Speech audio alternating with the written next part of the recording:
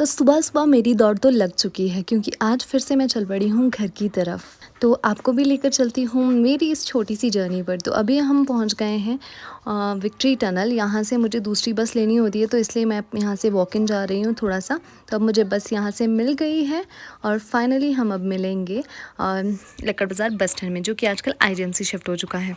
तो इसके बाद मुझे वहाँ पर अपने ब्रदर का वेट करना था। मेरा कज़न ब्रदर भी मेरे साथ जा रहा था, तो थोड़ी देर बस का वेट किया, थोड़ी देर अपने ब्रदर का वेट किया और फाइनली हम आनी पहुँच गए। हमने पूरे रास्ते में कुछ भी नहीं खाया था, इसलिए हमने जाते ही चटर-पटर खाना शुरू कर दिया। तो ये है मेरा कज़न ब्रदर मनोज।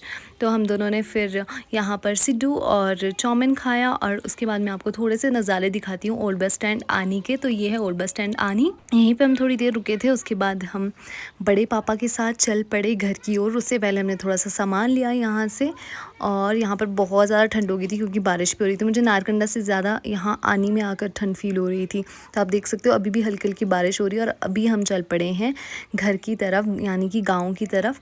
तो बारिश हो रही थी हल्की-हल्की और हम थोड़ी देर में ही गाँव पहुँचने भी वाले थे, लेकिन गाँव पहुँचते-पहुँचते हमें रात भी हो चुकी थी क्योंकि हम काफ़ी लेट घर पहुँचे आज। सो गाइस, हम फाइनली घर पहुँच गए।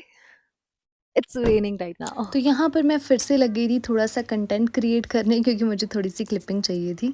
तो मैं यहाँ पर थोड़े-थोड़े क्यूट-क्यूट से शॉट लेना शुरू कर दिया था और इस टाइम पे भी हल्की-हल्की बारिश हो रही थी और हम हल्का-हल्का भीगते-भीगते ही घर पहुँचे हैं। तो इस तरह का रहा आज हमारा सफ़र। थोड़ा-सा थक भी चुकी थी और मेरी आईज़ भी बहुत तो हेवी गाइस थी। इट्स रेनिंग आउटसाइड और फाइनली हम पहुंच गए हैं घर। It been little hectic day, पर ठीक है, फाइनली हम लोग घर पहुंच गए हैं और अब हम करेंगे सबसे जरूरी काम, चेंज वेंज होके फ्रेश होके सोने का।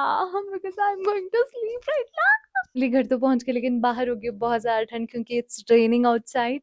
तो अब कुछ नहीं, अब तंदूर सेका जाएगा और मजे लिए जाएंगे। बाय।